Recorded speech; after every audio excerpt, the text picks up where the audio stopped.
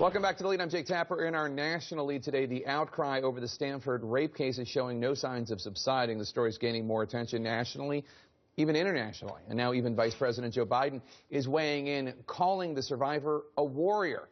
In an open letter sent to BuzzFeed, Biden said, quote, "You were failed by a culture on our college campuses where 1 in 5 women is sexually assaulted year after year after year. A culture that promotes passivity, that encourages young men and women on campuses to simply turn a blind eye."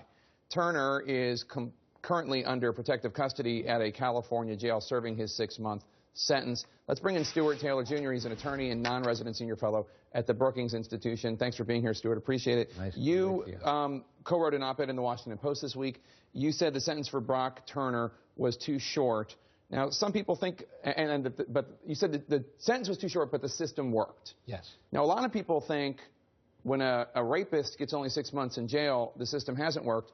But when we were talking during the commercial break, you said, hey, it wasn't a rape even. Well, a couple of points. First, it was a very serious crime, and there's there's not much doubt it was a crime. It was a sexual assault. The instrument was fingers. Technically, as a matter of law in California, to be a rape, the instrument has to be a sex organ. So, not to quibble. I'd also quibble with the statistics, but to get to your point, here's why I think the system worked. On the whole, it would have worked a little better if you'd gotten a 2-year sentence, which is what I would have recommended. I think the victim called for 3 years. The police did a great job, collected the evidence, arrested the bad guys, the bad guy. The prosecutors did a great job. They put it through a jury convicted, and goes to the judge. Judge presided over the trial well. So you've got a whole lot of things that you don't get through the campus disciplinary systems, which are what a lot of activists want to substitute for the criminal justice system. So that's what you mean by the system worked. Yeah. Like there was evidence and there was a charge and a sentencing and such. And also, although 6 months was a light sentence in the sense of that's not a lot of time to be in jail, he also has hanging over him this sex registry thing, sex offender registry thing. For the rest of his life, everywhere he goes, he's carrying a brand. He'll probably never be able to go to college or no time soon. His life is pretty well ruined. Now the victim's life may be ruined too. I don't mean to, equate the two, right? Yeah, but in other words, those who say, oh, he's not really being punished, it seems to me, are missing the point. Well, let's talk about something else, and that is the justice system as we have it. About a year ago, a similar rape trial took place in Nashville. It was a 19-year-old football star from Vanderbilt named Corey Beatty. He was found guilty of raping an unconscious woman last year. Unlike Brock Turner at Stanford, Corey Beatty received a sentence of 15 to 25 years in prison.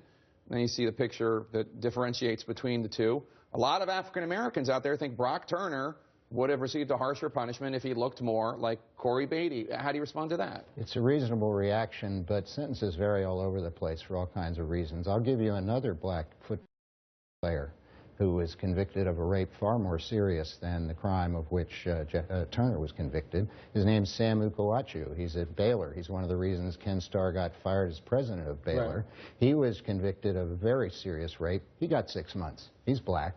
So I don't think, I think we got a problem with the criminal justice system being pretty tough on blacks, but I don't think anybody's made a persuasive case that in this case, this guy got lighter treatment than he would have if he weren't a privileged white male. The Attorney General of California, Kamala Harris, running for the Senate, she said recently that the concern I have is the victim's voice was not heard, was not respected, she was not given dignity in the process. Do you think there's too much politicization of this case? Well, first, I think that's an odd word choice. Her voice was not heard. She spoke for 7,400 words in the courtroom in front of the judge. And she spoke very eloquently. Her voice was certainly heard. And the process, I think the Attorney General suggested there was something wrong with the process other than the sentence, but there wasn't anything wrong with the process other than the sentence. The sentence was too lenient, but I think there's a huge overreaction to that one fact, and people are trying to discredit the whole criminal justice system based on that one fact. All right, Stuart Taylor, always great to have you. Thank you so much for your voice.